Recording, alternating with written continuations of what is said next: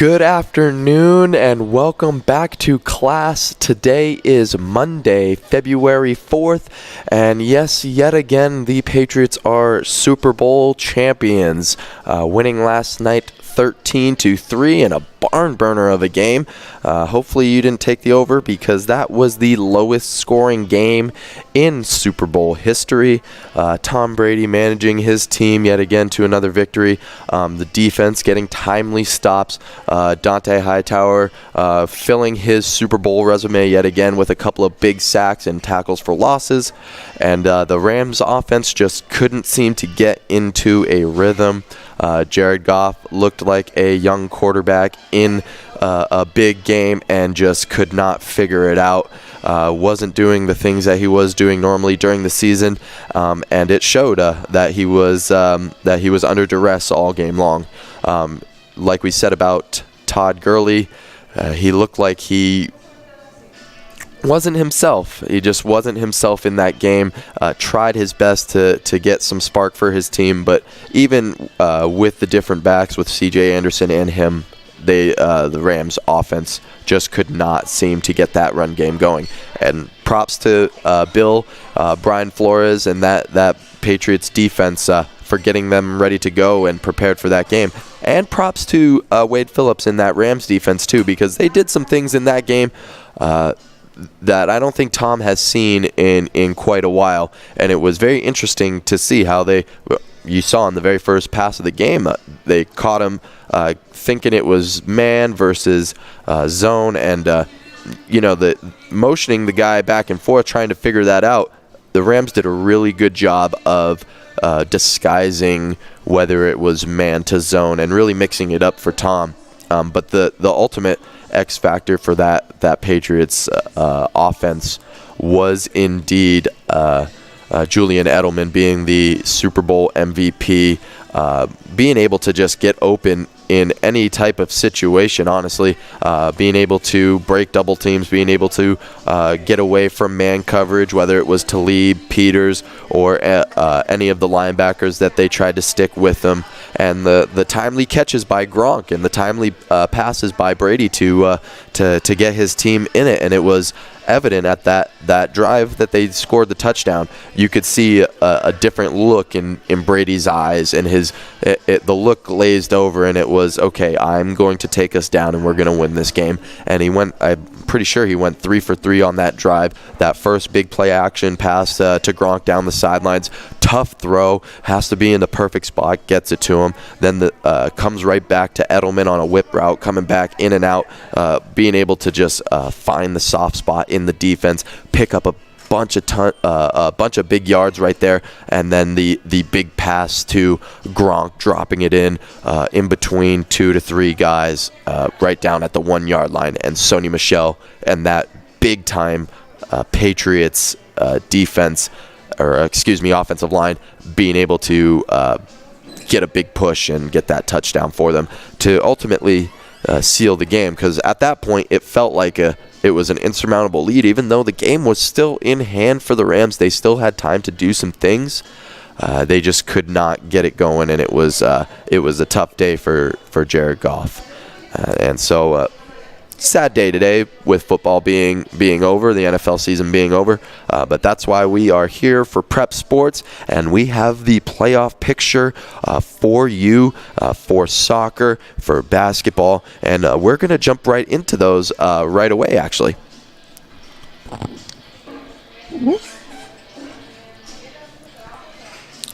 And I'm actually going to kick it off. Let's kick it off with boys soccer to start. And all the Valley teams that are going to be in the playoffs. First, we have a wild card game, a Division IV wild card game for Cathedral City. They will be at Pasadena, Cathedral City being the number 4 seed in the DVL, the Desert Valley League, and Pasadena is the number 3 seed out of the Pacific League. Now, for teams that are in spots at the moment and don't have to play in wild card games, for Division 3, Desert Mirage will be hosting, this is a Valley matchup here, Desert Mirage will be hosting La Quinta And so for Division 3, this is a great matchup here. Desert Mirage is 15-7-1 on the season. They are number 1 in the DVL seeding. And La Quinta is 13-7-4. And as we know, they did have that controversial tie. So they are tied for second in the Desert Empire League. Division 5, we have another Valley matchup. Desert Hot Springs, who is 14-3-4 and number 2 in the Desert Valley League seeding. They will be hosting Palm Springs, who is 11-7-3. And they also tied for second in that Desert Empire League. So 2 huge Valley matchups there. Those are going to be some fun games. Desert Mirage versus La Quinta and Desert Hot Springs versus Palm Springs. So you can definitely go ahead and check those teams out. They are not that far away. Next in Division 5, we have Coachella Valley. They are 11-8-3, and they are number 3 in the Desert Valley League. They will be at Gary, who are 16-6-1, and they are the number 1 seed from the Miramonte League. So for Division 6, this will be our final boys soccer team to be making the playoffs here. It's Rancho Mirage being 11-9-3, and they are the number 1 team from the Desert Empire League, and they will actually be taking on a wild card winner from the Division 6 wild card teams. And now we are going to move on to girls soccer here. Girls soccer, we have a Division 6 wild card matchup, and it is Palm Springs being the Desert Empire League number 3 seed versus Riverside Prep, who's a Cross Valley number 3 seed. Division 7 wildcard, we have DHS, who is the DVL number 4 seed, and Fairmont Prep, who is from the Academy League, and they are a number 4 seed. Let's see here. So we are going to move over to Division 4. Division 4, we have Palm Desert, and they will be hosting A.B. Miller. Palm Desert is 13-6-1 and the number 1 seed from the Desert Empire League, and A.B. Miller is 9-1-4, and they also are a number 1 seed from the Mountain Valley League. So that is going to be an excellent matchup right from the get-go for both teams. Going to see how they stack up in these playoffs. It's going to be fun.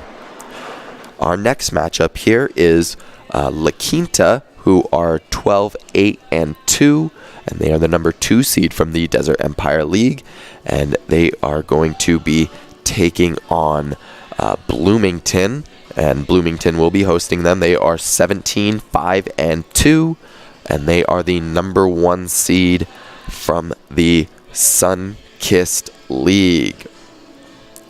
Now, as we look at these matchups, definitely for soccer, being that the teams, there aren't as many teams that get automatic bids. We're going to take a closer look when we get to basketball. But for soccer, there aren't that many qualifying automatic qualifiers. So a lot of chances for some good matchups early in the soccer playoff rounds.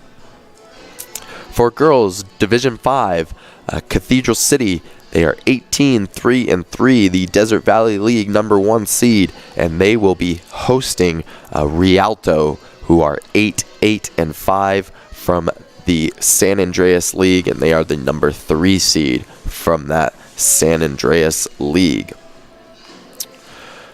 Moving on, we have Anaheim, who are 17-3-0, the number 2 seed from the Orange League. They will be hosting Coachella Valley, and Coachella Valley is 14-8-5, the number 2 seed from the Desert Valley League. So hopefully the Coachella Valley girls soccer team can go down there and get a big W. That's another huge matchup. 17-3, and they're the number 2 seed in their division. That is unbelievable. So that is going to be a tough matchup for sure. And that will be it for Division 5. let's take a look and see if we have any teams that will be in the Division 6. Like I said, we do have that wild card matchup for Palm Springs, so hopefully they can get in there. And it looks like we don't have any others. And let's see for Division 7, besides the other wild card game, which is the DHS versus Fairmont Prep, we have, yes we do. So we will be having Desert Mirage, who are in Division 7, 15-3-4, and they are the number 3 seed from the Desert Valley League, and they will be taking on St. Pius X of St. Matthias Academy, and they are 4-9-3, and they are the number 2 seed from the Santa Fe. So as you can see, you know, the difference in between divisions and the difference in between conferences really is proof in the pudding here. Like, as we see, Desert Mirage is taking on a number 2 seed, even though they're only 4-9-3, while we just saw Palm Desert having to take on a number 1 seed in the opening round, and them being 9-1-4, right? So there's the divisions really do make a difference in terms of what type of teams you're playing and what type of teams are actually getting in. And later on, I will give you, throughout the entire Valley playoffs, I'll give you my biggest snub for the Valley playoffs. And that is going to do it for girls soccer. And we are going to take a quick recess for class. When we come back, I am going to go over the entire boys and girls playoff brackets. And later on, like I said, I'll give you my snub and a couple of the other things to look for Valley playoffs. I am Michael KARLS, and this is Clahs.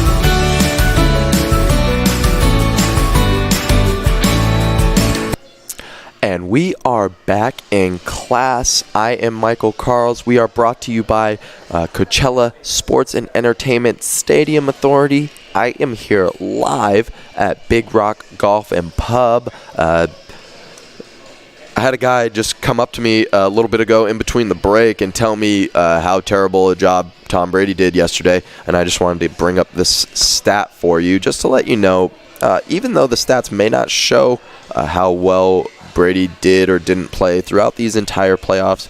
This one is very telling to me in terms of putting his team in positions to win offensively, right? So, and you can give this credit to mostly the offensive line, but you can also give some credit for Brady for this, right? Melvin Ingram, Joey Bosa, Dee Ford, Justin Houston, Chris Jones, Aaron Donald, Dante Fowler, and Ndamukong Suh, all big-time pass rushers in the league, combined for 10 tackles, 3 QB hits, and 0 sacks against the Patriots. Okay, so those big top-time pass rushers in the league weren't able to get to Brady at the entire playoffs. Does that, obviously, one has to do with him getting the ball out on time and quickly and efficiently, but also with that offensive line giving him time to get the ball downfield to win those games, right? So just understand what kind of game Brady has to play in order for his team to win. Doesn't have to be pretty. It can be ugly, and he always somehow finds a way to win late in games. So just enjoy what you're seeing from Tom Brady, because not many of us got to see guys like Joe Montana or even the younger generation not really knowing who Brett Favre or Steve Young or John Elway or Dan Marino are, right? So understand that Tom Brady is arguably the best football player to ever play this game and is going to go down as the best quarterback in history. Moving on from football for a while. Sad day. So let's get into some basketball for the playoffs. And I'm going to start with the girls basketball playoff outlook here.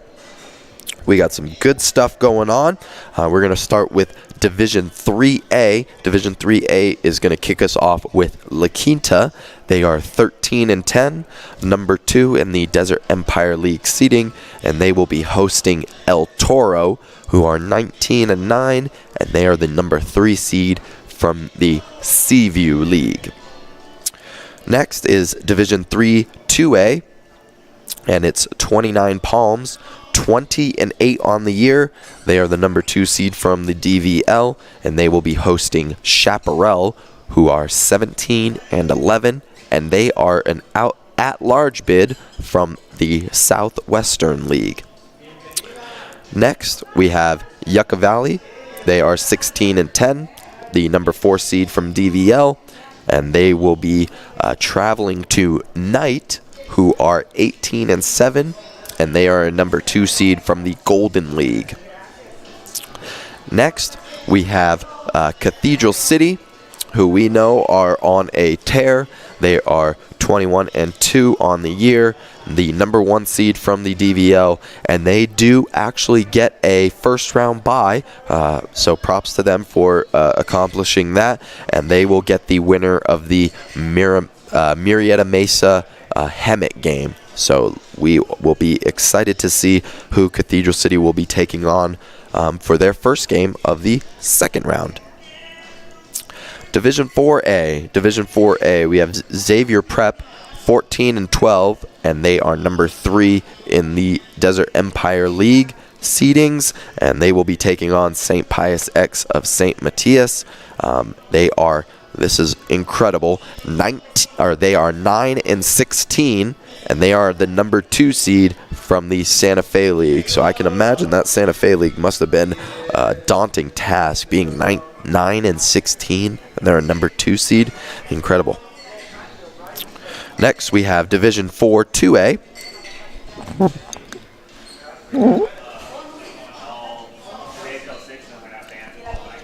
First, we have Rancho Mirage. They are 13-9, and they are an at-large bid from the DEL, and they will be taking on La Serna, who are 17-8, and they tied for first in the Del Rio League. Next is Coachella Valley. They are 15-6, number 3 in the DVL. They will be traveling to Maranatha, who are 17-7, and they are number 2 from the Olympic League. And finally, we have Palm Desert, 16-10, number 1 from the DEL Desert Empire League, and they will be hosting Compton, who are 14-11, and number 4 seed from the Moore League. And from looking at the bracket, we have a possible quarterfinals matchup between Coachella Valley and Palm Desert. So be on the lookout for that. So we move on from girls. We are going to take a look at boys basketball here. Chock full of stuff for boys basketball. It's going to be a fun playoff picture to look at for boys basketball.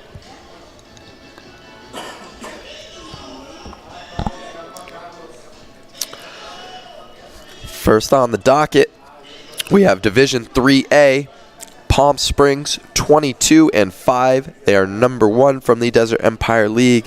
They will be hosting Heritage. They are 16-11, and they are an at-large bid from the Sun Belt League, and that game will be on Thursday at 6 p.m. That game will be Thursday at 6 p.m. Next, we have Palm Desert, who are 19-9. They tied, technically, for seeding purposes, they did tie for second for DEL. They are actually third behind Shadow Hills for that. And they will be hosting Redlands, who are 15-11, and they are the number 3 seed from the Citrus Belt League. And finally, for Division 3A, Rancho Mirage, who are 13-9, sneak in on an at-large bid for the DEL, which is incredible because they did finish, I believe. So we had Palm Springs finish first, Shadow Hills, Palm Desert, then Xavier Prep, and then Rancho Mirage. So that is pretty incredible that they were able to get in as a 5th place team into the playoffs. And they will be traveling to Covina, who are 19-8, and they are tied for first in the Valley Vista League. And some notes there. We have possible matchups for Division 3A here. In the semis, Palm Desert could meet Rancho Mirage. Hopefully, both teams do win and move on, so we could see that matchup.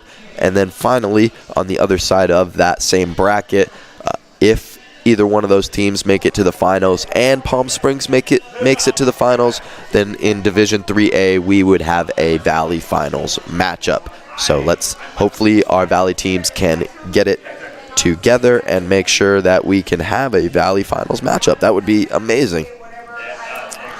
Next is Division 3 2A.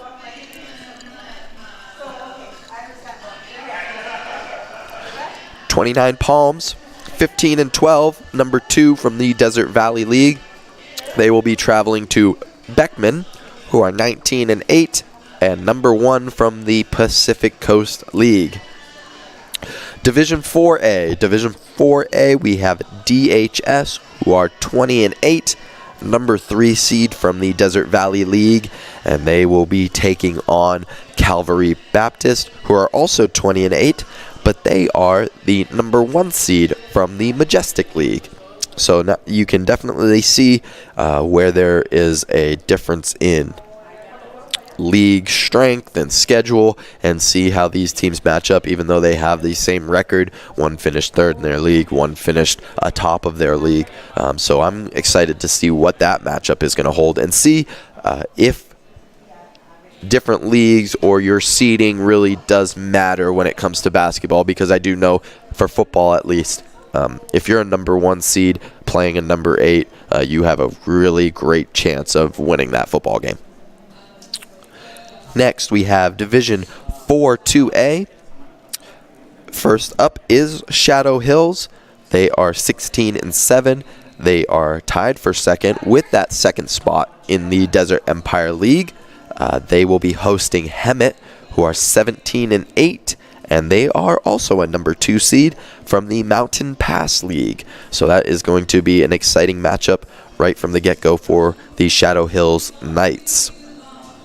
Our big-time team from the Valley for basketball, Indio, 21-5. They are number 1 from the DVL, and they will be hosting Dana Hills, who are 15-10. And they are a number 3 seed from the Seaview League.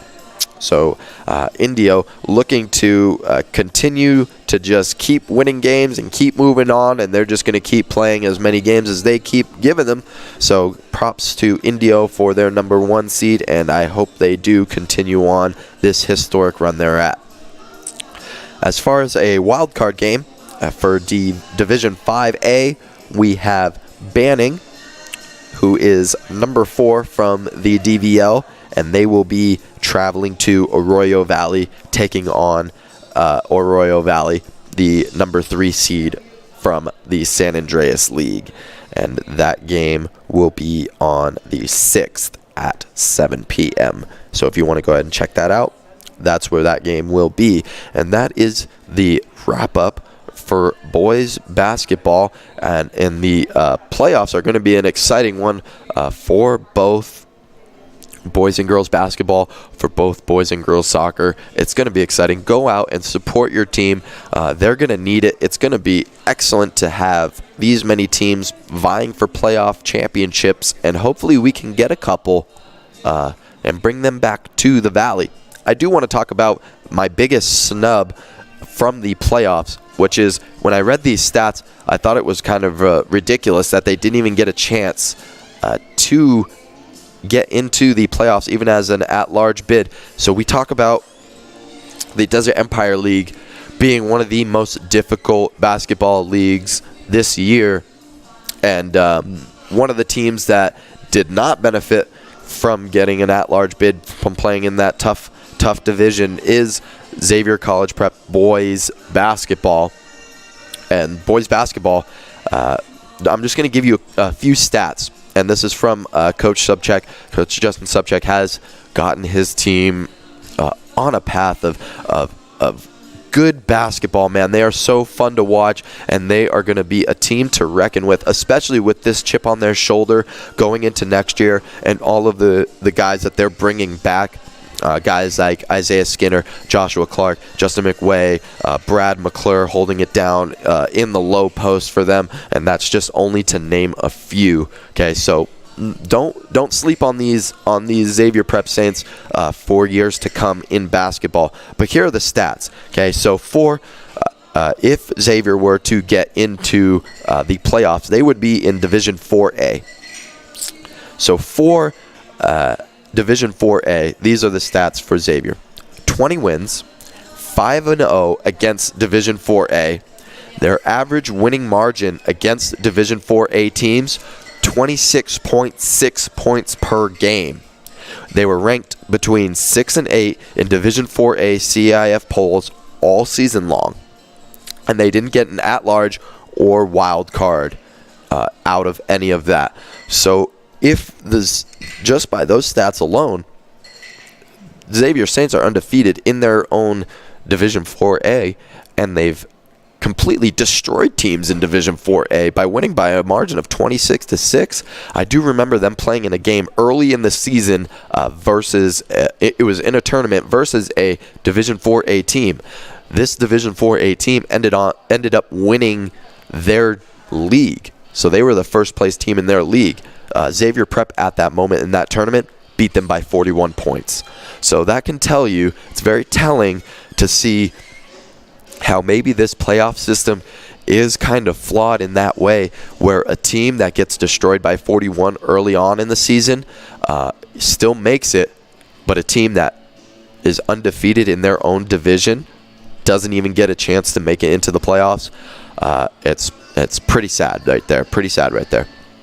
And that will do it for our playoff talk for today, actually, and that will end class for us early. I'm going to let you guys out early today. I'm going to be a good teacher for you there, and the class puns are still coming, baby. Class puns are still coming.